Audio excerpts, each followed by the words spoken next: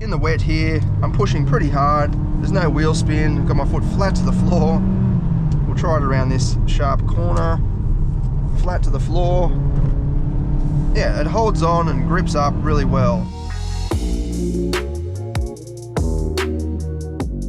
If you're thinking of buying a Mazda 2 but you think maybe that's a little bit too small, the CX-3 is a good alternative, and it's pretty much why Mazda introduced the model. It is based on the Mazda 2, so it is still quite small. Here we have the Touring SP variant, which is easy to spot thanks to the gloss black wheel arch flares, but it's kind of the second from the top variant. So it comes with plenty of luxuries and so on, and it looks pretty good, I reckon, especially in this color scheme. The main letdown for me though is the fact that you can't get it with all-wheel drive like you can in some rivals. Now all-wheel drive, you know, it's not that important, but for me, if I'm going to go for a SUV like this, then that's kind of the main purpose of doing that. Otherwise you're just better off with a hatchback. I mean, you do get raised ground clearance, so it's easy to get in and out of, but yeah, it really just misses out on the extra capability of all-wheel drive. Even so, that would add weight and complexity and cost. It would become more expensive. Speaking of which, this example is priced from $34,450, which is getting up there, but all prices are getting up there these days. It's actually hard to find a brand new model for under 30 grand. With the black roof, the black side mirrors, and those black wheel arch surrounds, it does look sporty, and it still looks modern in my opinion. Mazda has really nailed the design for this because it's just holding on for, even though it's been around for quite a few years now. We'll jump inside because I'm starting to get a bit wet, but the interior in this is really nice. I like these seats. They're kind of sporty with these little racing arrows on there. And then in recent times, it has added the bronze highlights around the vents and for the stitching across the dash. And then inside, you've got a great driving position. Mazda usually does well at creating good driving positions. It's just starting to look a little bit dated, just in some areas, like these buttons down here. They're just very basic. And the climate control switches, and even just the layout, it's all a little bit old. I mean, I would prefer that over, you know, having all the climate into a touchscreen. So it is good if you like the old school sort of mechanical analog style of engineering, then you'll like this. There's no, it doesn't even have a digital instrument cluster. I'll just start it up.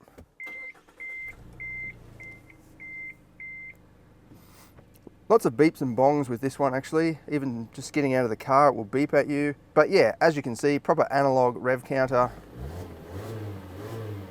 We're averaging 7.4 litres per 100, which is not too bad in the real world. This engine is pretty noisy. It's high compression. It's just buzzes quite a bit, especially when it's cold. I mean, you could say that that sounds sporty, I guess, but sometimes when you just want to cruise along or just, you know, go leave the shops or something like that and it's ringing, like buzzing away, like it can be a little bit annoying, I guess. A turbo petrol might be a bit quieter if they opted for that. And then up on the dash here, we've got a pretty small touchscreen by today's standards, but I don't mind that. It doesn't get in your way, and it is touch capable. You've got your little hand controller down here too, which I think is really handy, because you can be driving along, you don't have to reach up to that to push your selections. You can just sort of glance across and just rotate the wheel down here. In terms of space, it does feel like a pretty small car. I'm quite short, 170 centimeters, and it does feel, you know, pretty confined and intimate in here, especially in the back. So we'll check out the back. Same seat trim in the back as well, so it's nice and sporty at least, and it looks good, it presents well.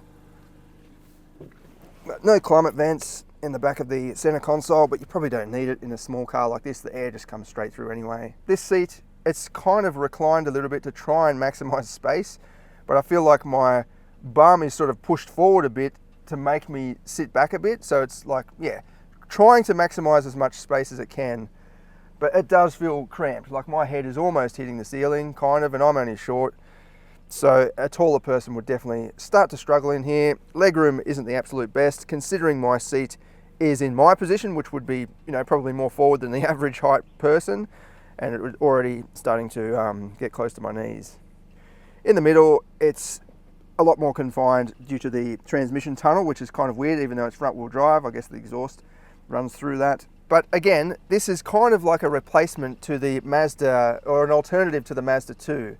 If you just want that tiny bit more room, you want that raised ground clearance so it's just easy to slide straight in, you don't have to step up into it, then yeah, this could be definitely a handy little runaround. You do have a flip down armrest, which is quite luxurious for this style of and size of vehicle.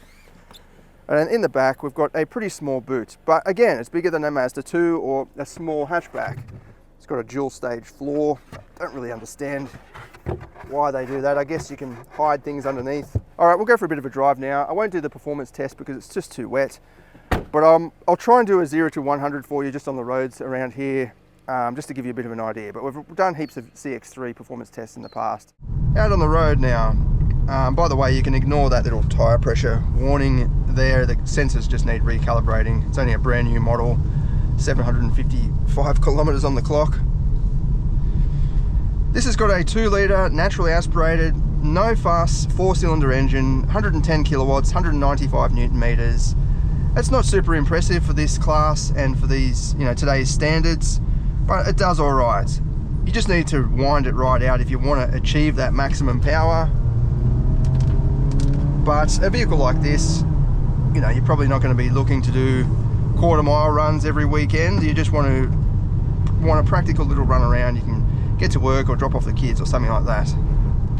As I said, 7.4 litres per 100 kilometres is quite good. The official rating is 6.4, I think. I'll just flash up the exact figure now.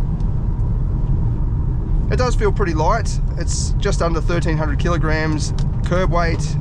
And yeah, it feels agile, feels sporty. The suspension is also a really good balance between tautness and, maintaining body stability, but it's also comfortable. So down a road like this, it's quite rough. Probably can't see it on camera, but it is quite rough and bouncy, but this is soaking up the bumps really well.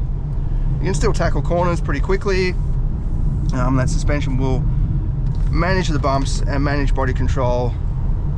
It's pretty much perfect for a vehicle like this, in my opinion. You can take it for a nice Sunday morning thrash if you really want to, but there's no sacrifice, there's no compromise. This will still perform the daily duties in normal comfort. There is a sport mode down here, which makes the engine even noisier, I guess. It just holds the gears a bit longer and makes the throttle feel a bit more sensitive, so you don't need to push it much to achieve acceleration. Yeah, it picks up a bit easier, a bit less effort.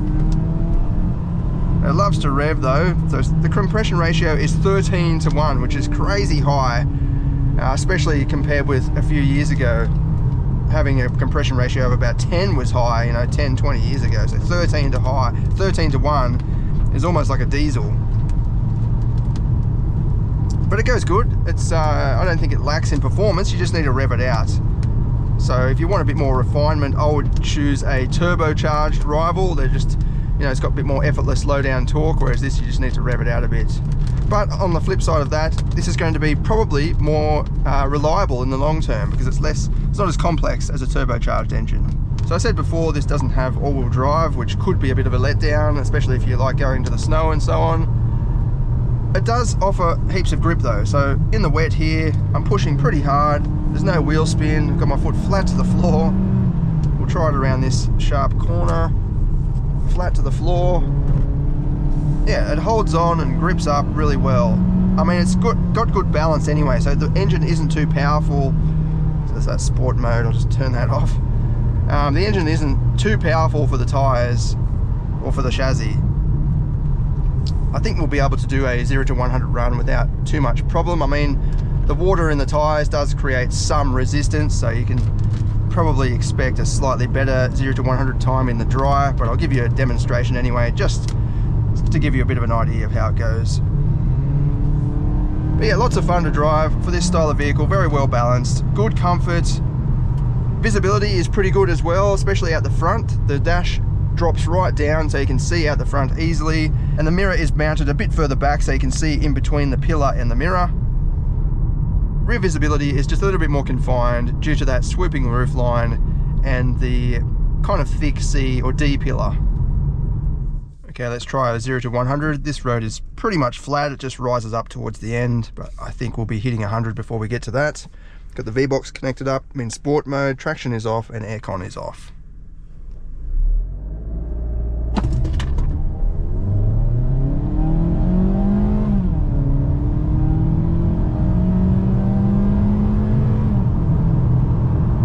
That's 100. off the mark, but not really. That shouldn't slow it down too much. Looks like it's done 9.7. 9.69. And then out on the highway, it's a pretty comfortable cruiser. The engine is ticking over just above 2000 RPM to maintain kind of 110. It's not too noisy, it's quiet, there's not much wind noise or road roar. Yeah, it's pretty refined and quiet. Overall, it's a good package if you like the sort of older school technology, like the analog dials and so on. And I love that if you want to turn down the brightness for the instrument cluster, you just twist the little stick here and it just turns the brightness down straight away. Some of the modern vehicles with digital screens that are too bright in my opinion, but even just to turn them down, you've got to go into the touchscreen, find the menu and yeah, turn the dimness down. And then when it's daytime, they might be too dim, so you've got to do it again and too much stuffing around. Likewise, I think some traditional motorists will enjoy the 2-litre naturally aspirated engine, no fuss. Good fuel economy in the real world, 7.4, and that's very consistent as well. Even if you give it some, it doesn't go up too much. And then the quality inside, the design is all still quite modern, even though this is a pretty old vehicle. We'll have the full written review up on the website soon for more details. In the meantime, thanks for watching.